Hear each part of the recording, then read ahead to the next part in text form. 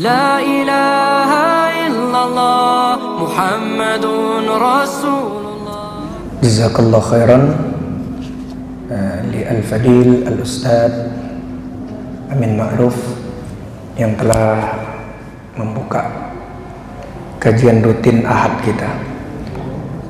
Bismillahirrahmanirrahim. Assalamualaikum warahmatullahi wabarakatuh.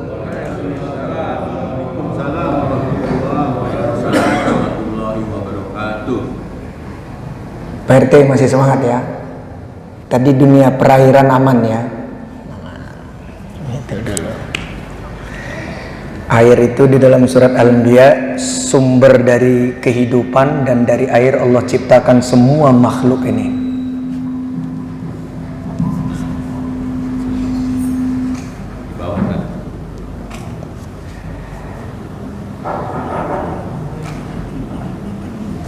Alhamdulillahilladzi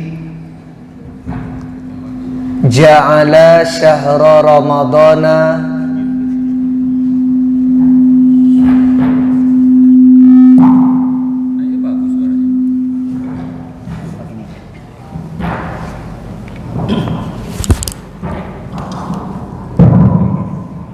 Alhamdulillahilladzi ja'ala syahra ramadana syahral barakati wal karamah wa faradallahu ala ibadihil mu'minina as-siyamu fi naharihi wa sanna rasuluhu nabiyuna Muhammadin sallallahu alaihi wasallam al-qiyamu fi laylihi.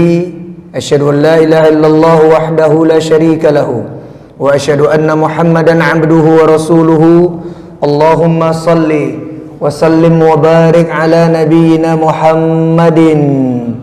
Allahumma salli wa sallim wa barik ala nabiyyina Muhammadin wa ala alihi wa ashabihi ajma'in wa man tabi'ahum bi ihsanin min ummatihi ila yaumiddin wa sallim tasliman katsiran.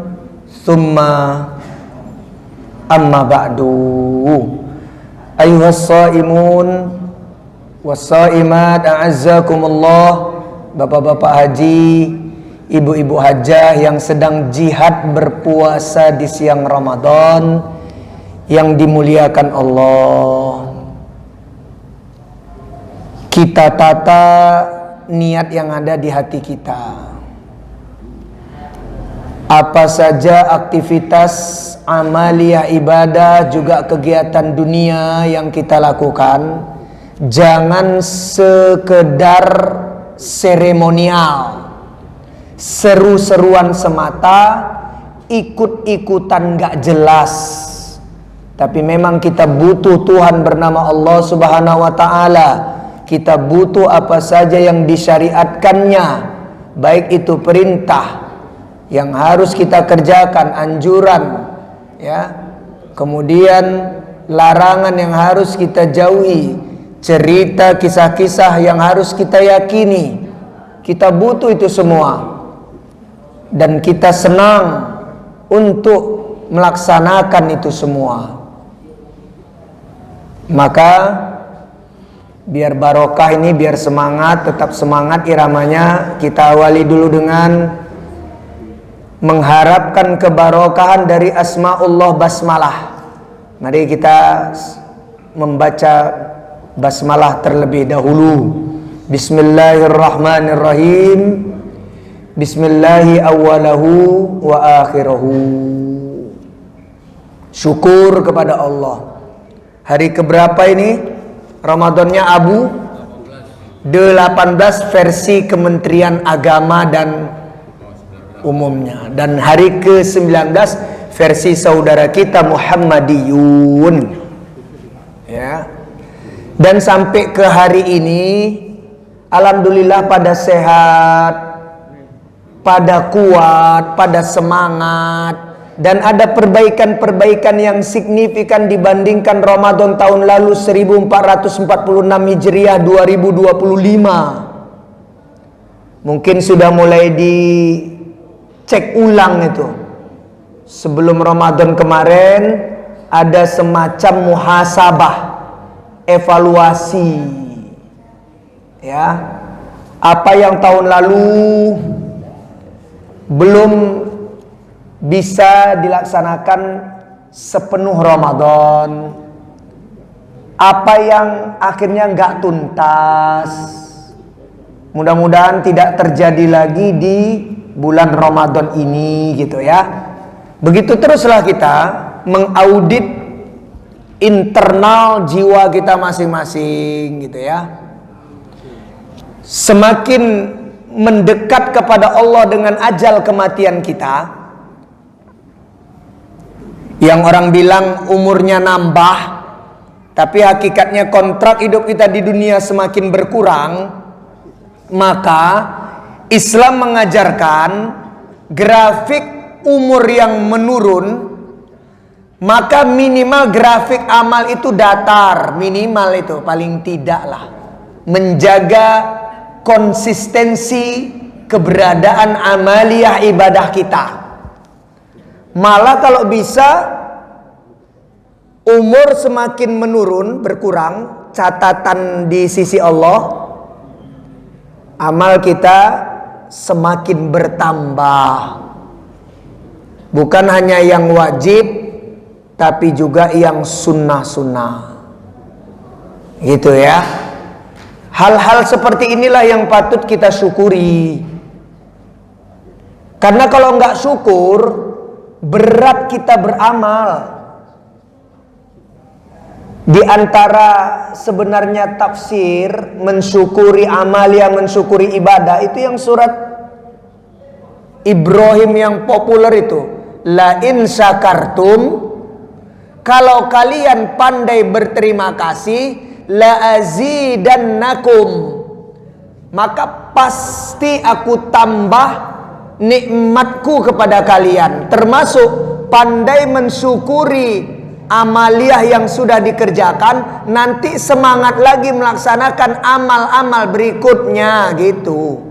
Ditambah Allah itu semangat terus, terjaga terus irama konsistensi atau istiqomah, mudawamah, istimroriyah, sustainability gitu.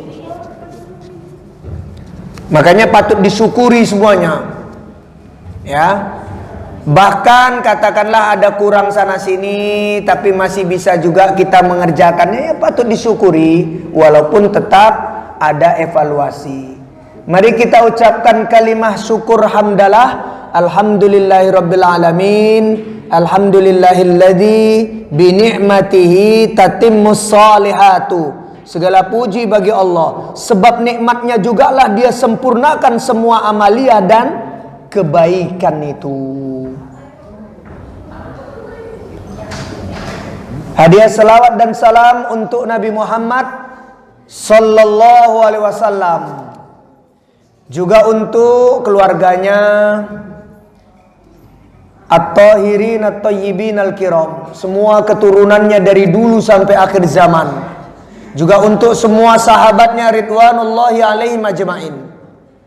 Maka mudah-mudahan Allah pun dengan takdirnya yang terbaik, dia limpahkan, dia curahkan rahmatnya untuk kita, hamba Allah subhanahu wa ta'ala, umat Nabi Muhammad sallallahu alaihi wasallam yang gemar, yang doyan, yang suka hadiah selawat dan salam kepada beliau. Allah rahmati kita semua, lahir batin kita, dunia akhirat kita, secara individual personal, termasuk secara sosial keluarga kita, jamaah kita khususnya At-Taubah Villa Pamulang ini, jiran tetangga kita, sahabat, teman, kawan, kolega, dan semuanya akhirnya Allah rahmati kita dunia sampai bahkan akhirat. Dan nanti di akhirat juga, kalaupun mungkin kita terlalu lama menanti dalam penantian panjang di padang mahsyar hari kiamat, Nabi Muhammad sallallahu alaihi wasallam pun akan membela kita dengan syafaatnya yang agung. Mudah-mudahan kita semua sama-sama ditolong, dibela, dibantu oleh Nabi sallallahu alaihi wasallam. Allahumma amin. Ini berapa kali saya ngomong amin amin, Ustadz Aminnya nggak tanggap ini. Agak sentimen hari ini. Biasanya di sini ada mineral, ada teh tawar dari ya Bang Haji Victor itu, teh tawar Tongji dikasih pandan.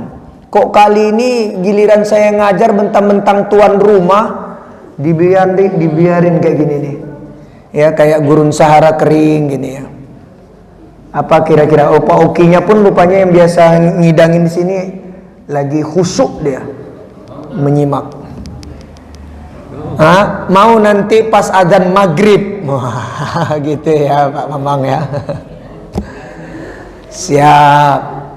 Nanti ini anak-anak kita Taman Pendidikan Al-Quran ya, At-Taubah kita akan wisuda angkatan pertama hafalan Quran juz ke-30 An-Naba sampai An-Nas. Diharapkan nanti bapak-bapak haji, ibu-ibu hajah ya, ikutlah kita semarakkan generasi penerus Islam ya, investasi akhirat kita ini ya, anak-anak kaum muslimin kita ini. Mudah-mudahan ya nanti selesai kajian insyaallah sekitar ya pukul 7 atau 6.45 kita doakan mereka, kita dukung. Alhamdulillah bernama satu haflahnya dilakukan juga untuk wisuda gitu ya. Nah, begitu di bulan mulia Ramadan lagi nih ya. Alhamdulillah. Baik, kajian kita Al-Fiqhu Al-Muyassaru, fikih praktis, kita sampai kepada ya fikih berwudu ini. Kita bahas dulu tentang dalil-dalil disyariatkannya wudu. Itu dulu ya, diwajibkannya, kepada siapa diwajibkan, kapan diwajibkannya gitu ya. Ad-dalilu ala wujubihi wa ala man yujabu wa mata yujabu. Gitu. Yang pertama tentunya dalil Al-Qur'an.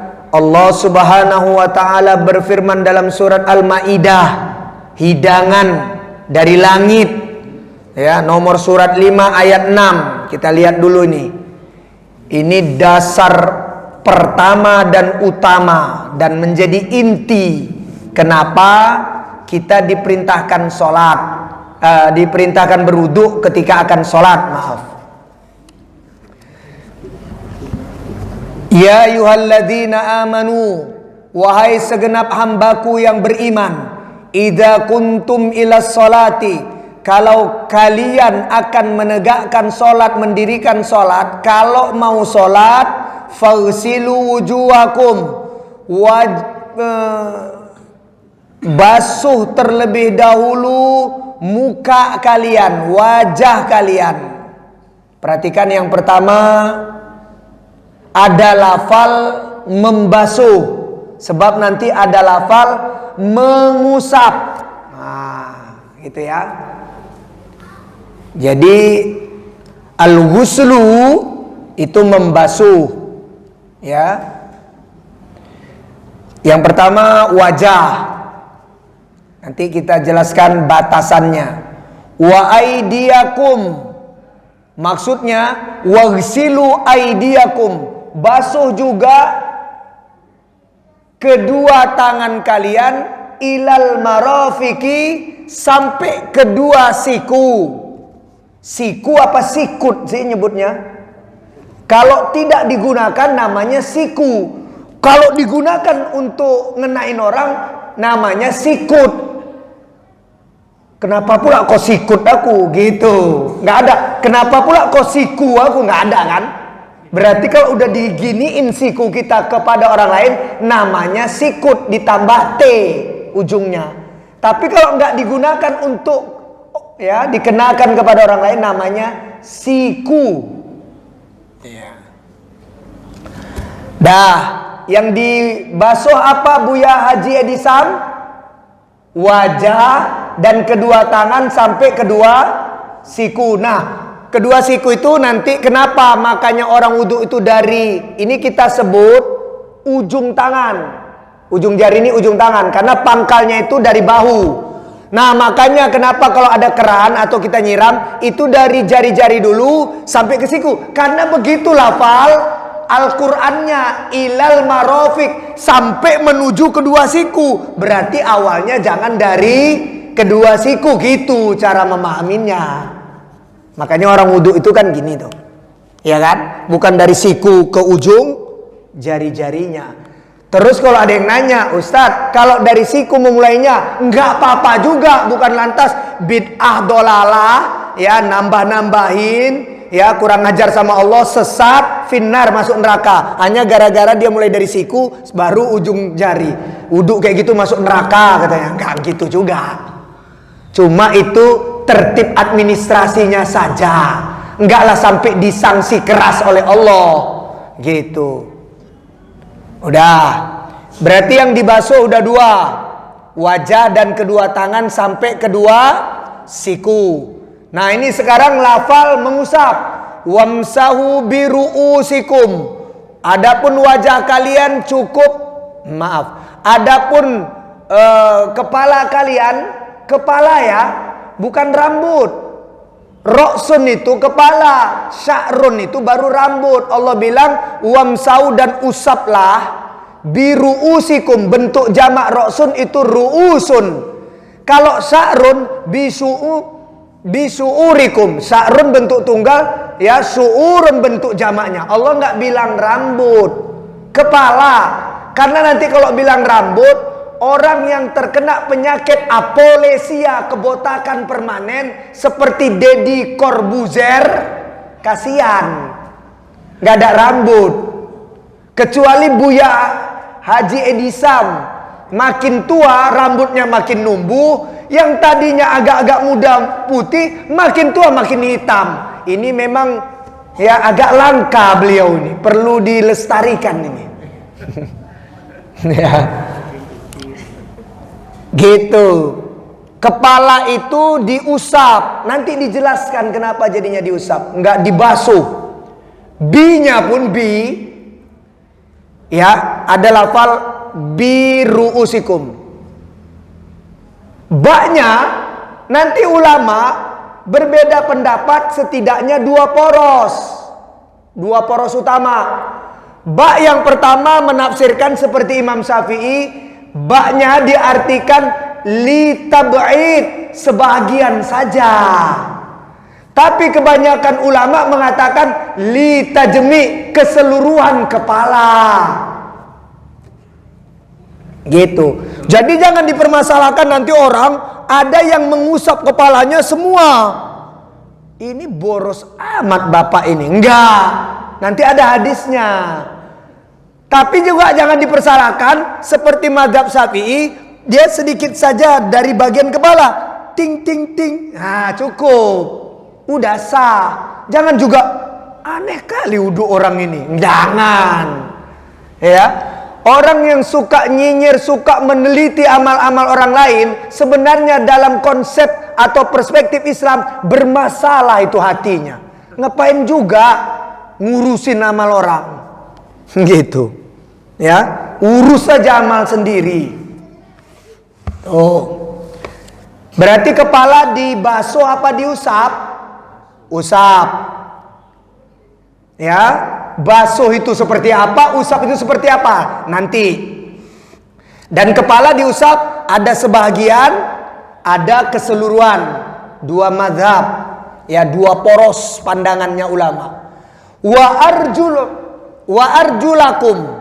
Nah, wa arjulakum ini dan kaki-kaki kalian itu ada dua pandangan. Ada yang mengatakan wawunya kembali kepada waghsilu arjulakum, basuhlah kaki kalian. Ada yang bilang tidak dibasuh kaki, wamsahu arjulakum, cukup diusap kaki kalian. Itu pun ada dua pendapat dalam menafsirkan wa arjulakum ini dibasuh atau diusap seperti kepala, dibasuh seperti wajah dan tangan, atau diusap seperti kepala untuk kaki. Gitu dulu. Jadi kalau ada nanti orang ngusap doang kakinya, jangan dipersalahkan. Ini orang ini diusapnya doang kakinya. Wudhu apaan ini? Mazhab apa pula lagi ini? Gitu, jangan. Memang ada dua. Menafsirkan arjulakum itu ada yang mengatakan waghsilu arjulakum, basuhlah kaki kalian, digosok-gosok berarti dan seterusnya. Ada juga yang menafsirkan wamsahu arjulakum, cukup kalian usap seperti kepala, kaki kalian juga begitu. Gitu dulu. Kemudian jadi pertanyaan, Pak Jerry ya namanya ya, Ustadz, apa bedanya membasuh dan mengusap? Membasuh itu membawa air, mengusap itu tidak membawa air. Bawa airnya di mana Ustadz? Di toren? Bukan. Kalau di toren ya volumenya udah banyak, itu urusan Pak RT Haji Edi. Kalau air dalam jumlah banyak itu, bawanya itu di salah satu telapak tangan atau kedua telapak tangan. Membawanya di situ. Jadi kalau membasuh, nih perhatikan, ya, entah dituangkan sama orang lain atau kita ambil di bak atau di keran, nah, ditadahkan di kedua telapak tangan atau salah satu. Nah, namanya membawa air. Itu namanya al-ghuslu, membawa air untuk membasuh. Gitu. Kalau mengusap, airnya tidak dibawa di cekungan, tidak ditadah di salah satu dari telapak tangan atau kedua telapak tangan, ya, cukup tangannya dibasahkan.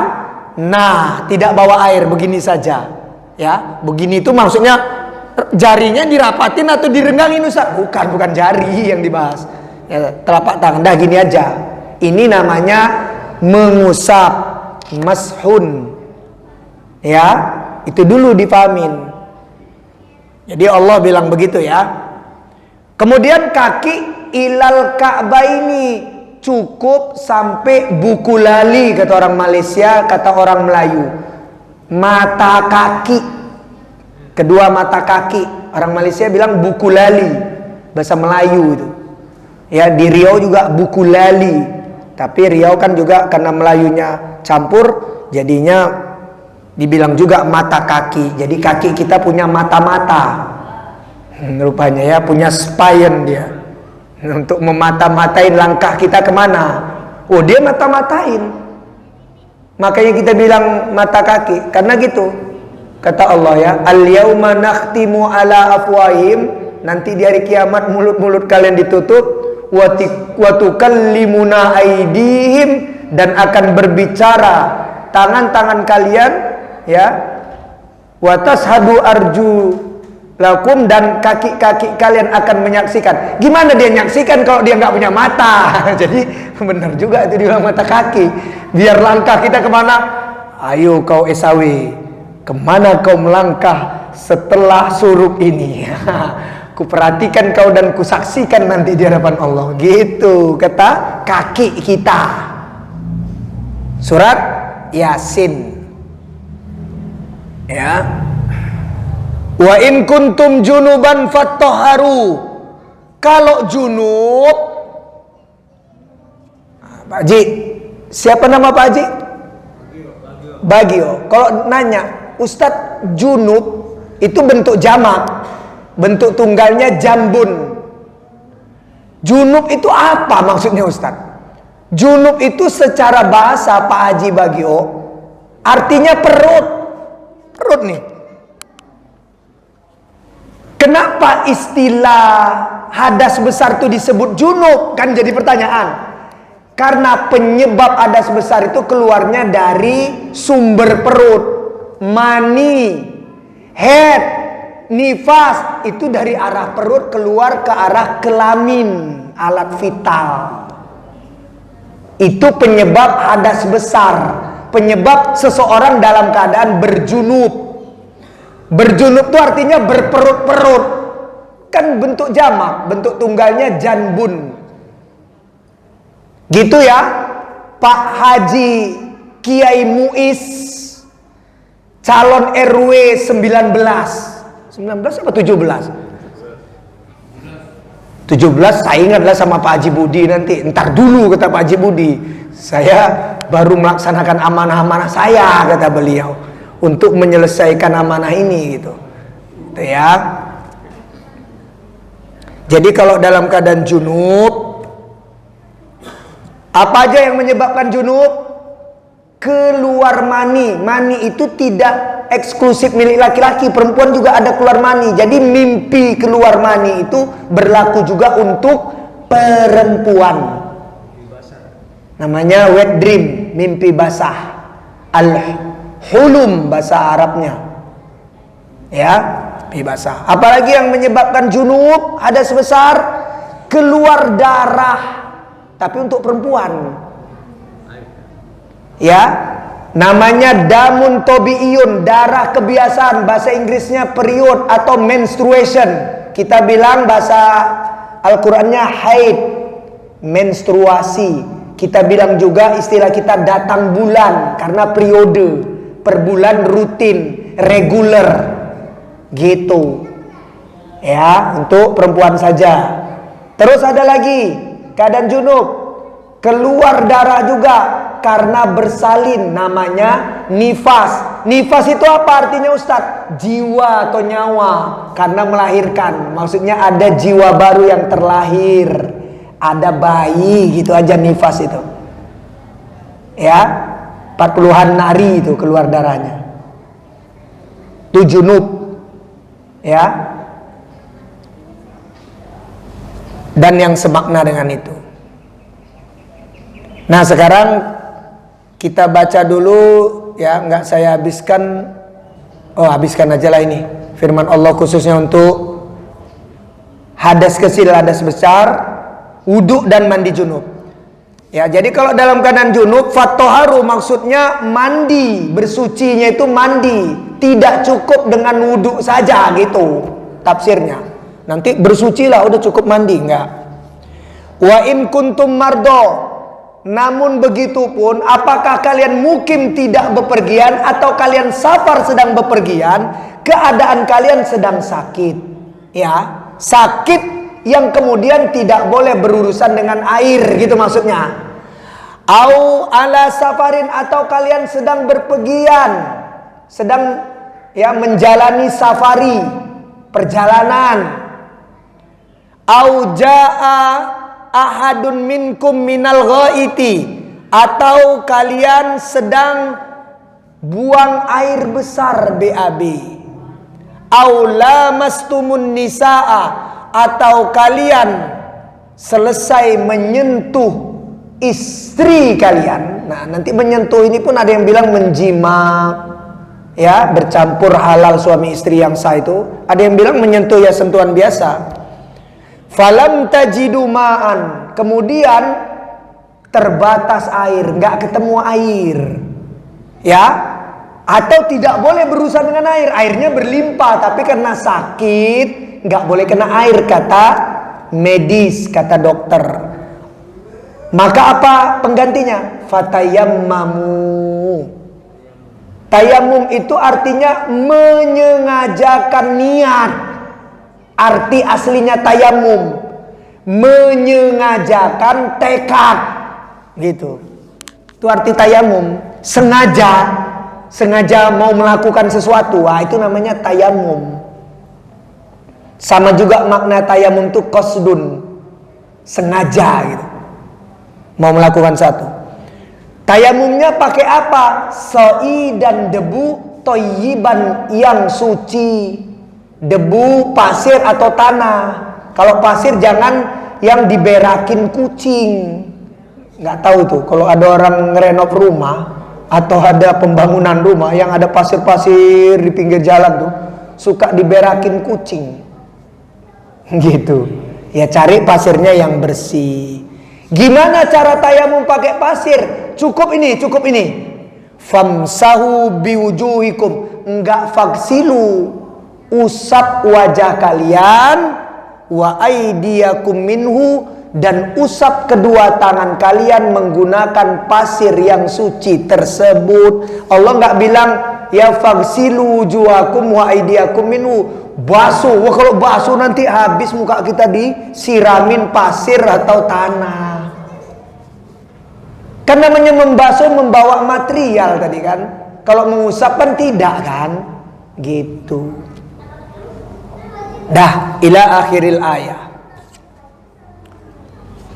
Kemudian dalil hadisnya.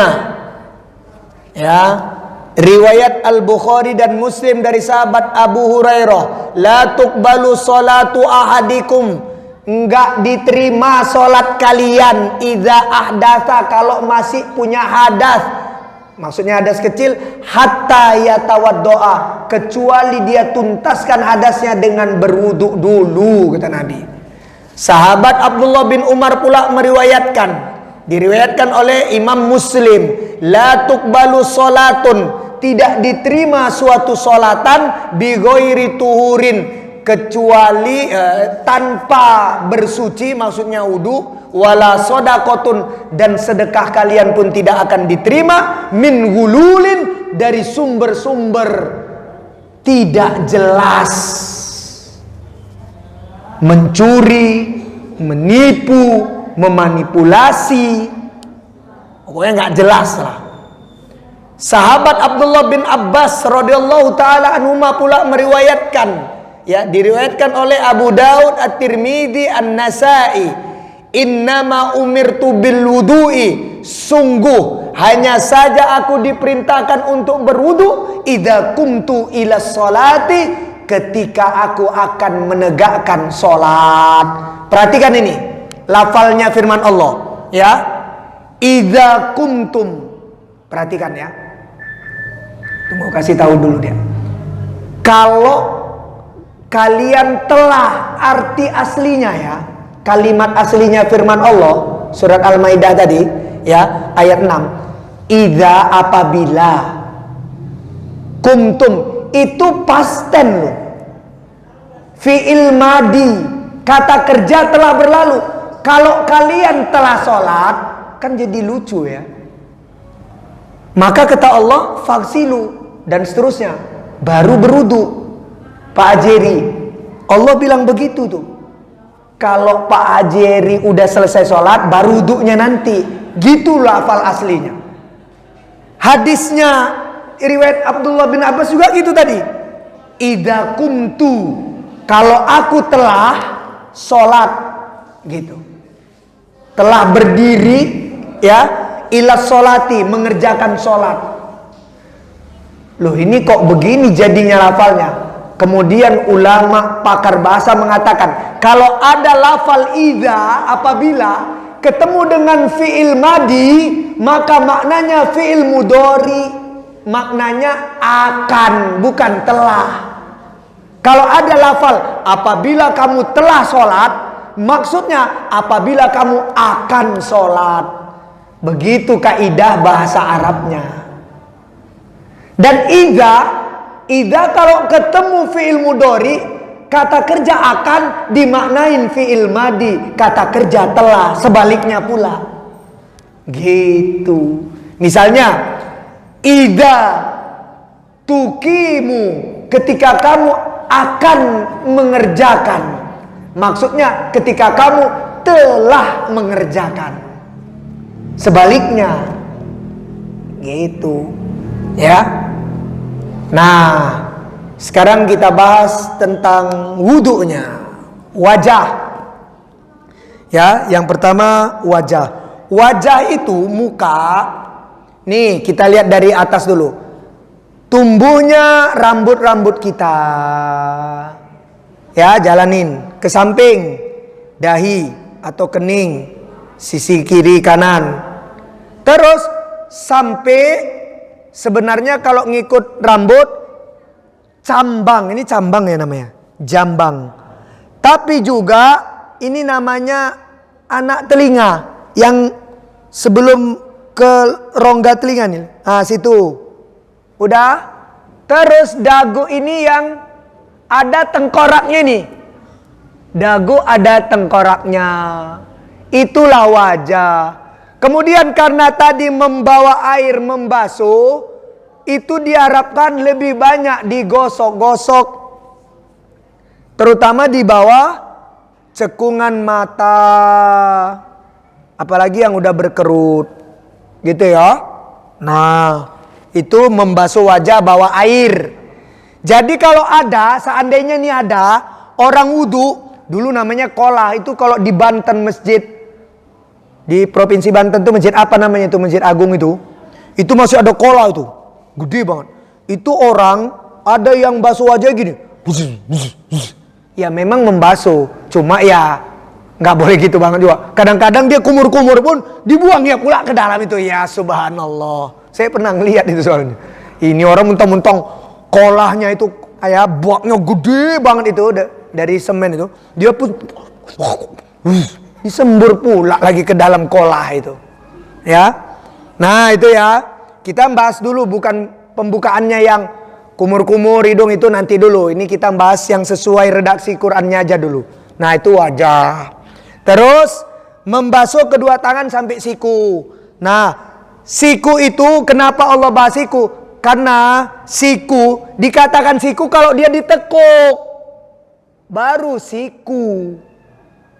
Maksudnya Allah itu pengen ini digosok. Jadi siku itu yang menjadi isu dalam fikih, menjadi pembahasannya adalah ya betul-betul siku ini berkerut. Kalau gini dikhawatirkan kalau lurus tidak basah. Makanya ditekuk, disebut siku karena ditekuk. Ya. Makanya jangan lurus, kalau bisa ditekuk supaya ini digosok. Ini kan ada kerutan ini. Ya, pas persimpangannya. Nah, kemudian kepala. Kenapa kepala nggak bawa air? Diusap. Ya. Sekarang terjawab. Ya, terjawab. Termasuk untuk perempuan. Nanti kita dapat juga laki-laki. Namanya khimar.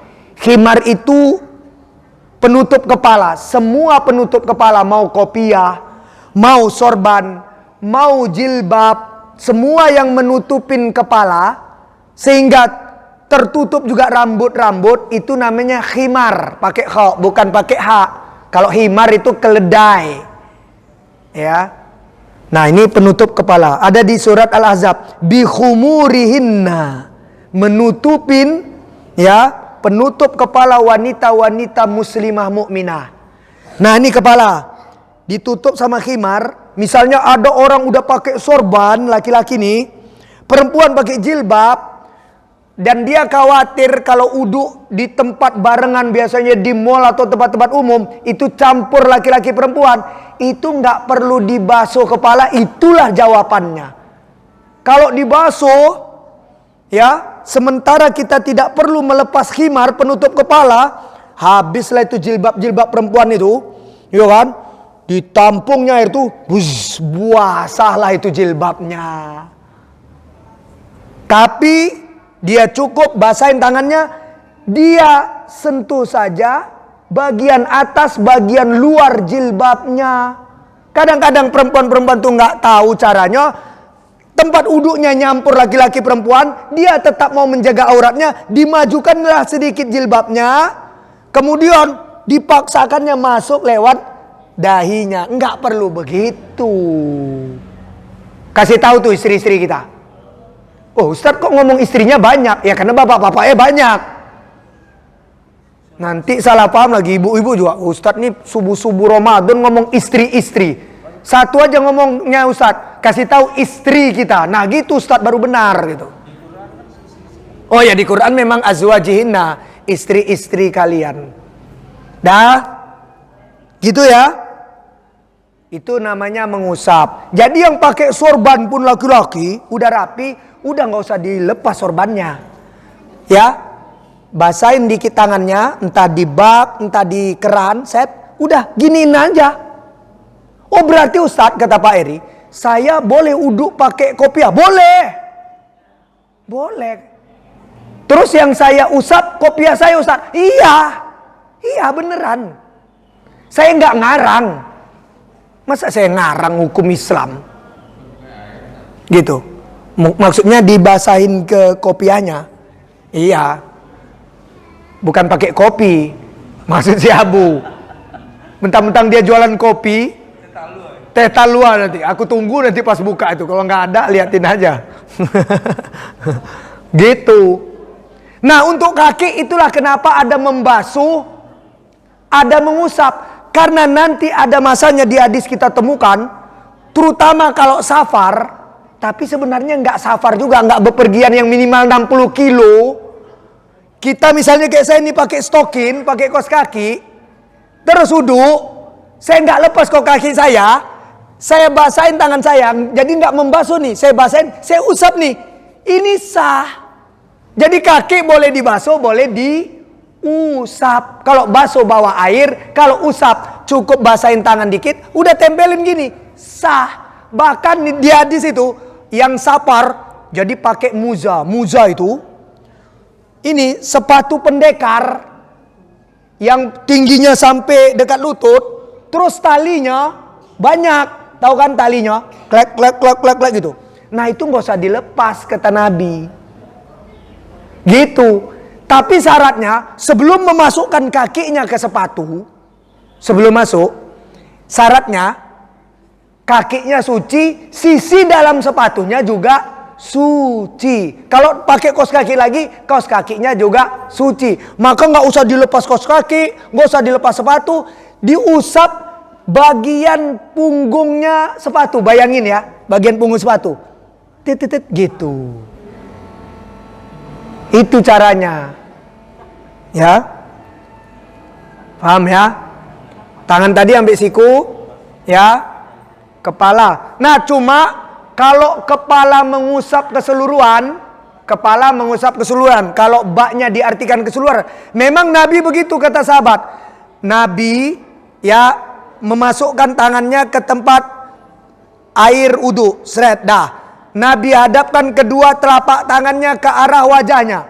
Nabi memulai dari sisi depannya kepala. Kemudian Nabi jalankan kedua tangannya ke arah tengkuknya, seret, dan Nabi kembalikan dari arah mana Nabi memulai, kata sahabat, seret, gitu. Itu berarti keseluruhan kepala. Tapi seandainya sebagian saja, sebagian itu ya terserah, mau bagian depan, kiri, kanan, terserah, atau belakang sekalipun. Misalnya dia giniin satu tapak tangan di keran, terus itu pun sah. Gitu. Kenapa Pak gini-giniin kepala ya Pak? Mau praktek ya Pak Haji?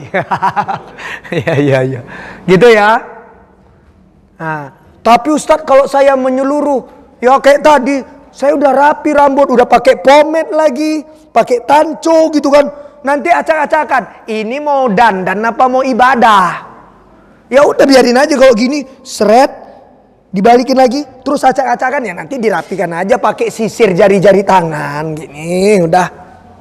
Kita kan mau ibadah. Dah, kaki pula, kaki ini saya udah pernah bahas. Itu Nabi itu konsentrasi sekali. Di riwayat Al-Bukhari itu gini sampean. Nabi naik kuda, sahabat-sahabat sedang wudu. Dari jauh Nabi memacu kudanya dengan kencang. Nabi bilang gini, sampai berulang-ulang, wailun lil aqabi minan nar. Itu tumit-tumit kalau nggak merata basah masuk neraka. Maksudnya wudunya kalau tidak merata berarti wudunya nggak sah. Dia sholatnya tidak diterima. Mana yang dimaksud tumit? Ini bukan bagian bawah. Ini di belakang dua mata kaki. Karena itu cekung, ada lipatan-lipatan kayak tadi sikut. Tahu kan? Jadi Nabi itu ini digosok, telapak kaki digosok, terus di antara jari jemari pakai kelingkingnya Nabi gini-giniin sela-selain. Maka uduk jangan juggling, nimang bola ini namanya. Ada itu udah usia juga. Oh berarti Bapak Haji ini nggak paham dia kali uduk ya. Kasian gini.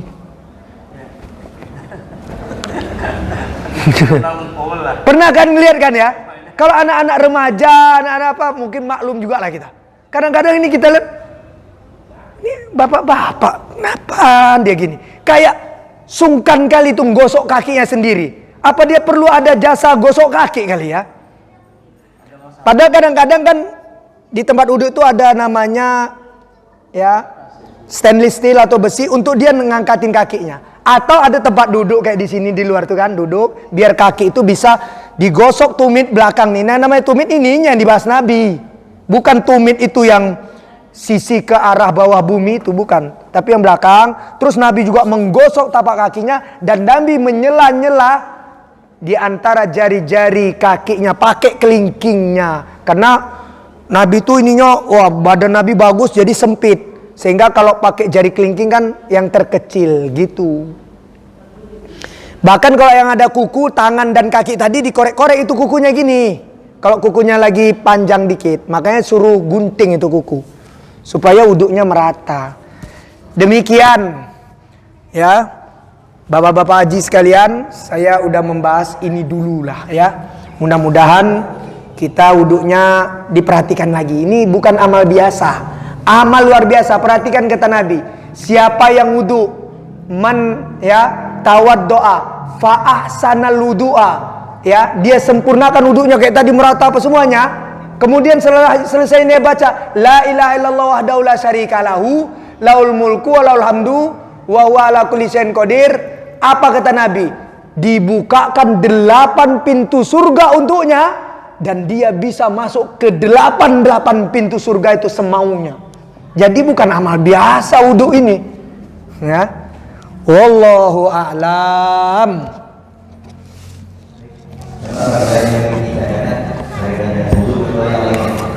Silakan. Yang tua dulu. Oh, ada yang lebih penting. Silakan Pak Edi. Assalamualaikum warahmatullahi wabarakatuh. Waalaikumsalam. Selain berprasangka baik kepada Allah, apakah Allah memberikan tanda kalau kita memohon ampun dan taubat, baik di luar bulan Ramadan ataupun sesuai janji Allah pada saat bulan Ramadan? Saya pernah mendengar bahwa, tapi dalilnya tidak ada gitu ya.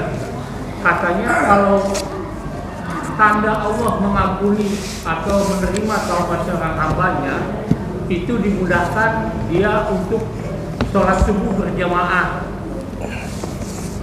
Apakah ini betul atau bagaimana penjelasannya? Terima kasih Ustaz. Dikutip sama Pak Haji. Ya. Baik, Buya. Kembali ke Laptop. aturan kita untuk khusus Jumat nih Ustaz. Apakah mencukur kumis atau rambut, apalah wudhu namanya istilahnya, itu kalau setelah wudhu batal nggak wudhu? Kan kita kan harus basah kan. Iya. Kalau kita cukur kan artinya kan wudhu nggak basah gitu. Kira-kira ada nggak gunting kuku Jumat itu kan disunahkan apa gimana ya? Atau penjelasannya? Siap. Boleh nggak kita setelah wudhu kita kukur? Udah cukup 2 pertanyaan ya. Oh, Bang SHW juga satu lagi ya, biar sunnah 3 ya. Pak Haji Muin jangan ikut-ikutan nanya. Ntar aja Japri nanyanya nanti ya.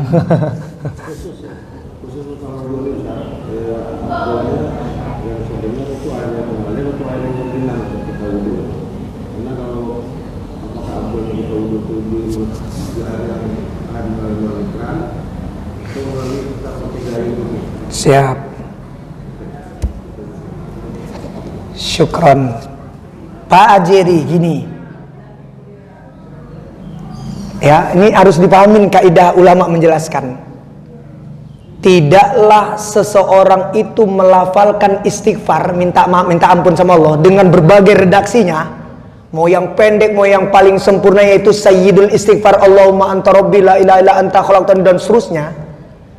Apapun lafalnya, mau lafal itu didapatin dari Quran, dari hadis, atau disusun oleh ulama gitu ya, lafal bahasa Arab, atau pakai bahasa kita sendiri. Ya Allah maafkanlah saya, ampunkan saya ya Allah, misalnya gitu. Tidaklah hati itu digerakkan oleh Allah, mulut itu mengucapkan, melainkan Allah udah nyiapkan pengampunannya terlebih dahulu. Baru Allah beri kita hidayah taufik, hati tergerak, mulut pun berucap. Gitu kerennya Tuhan kita itu.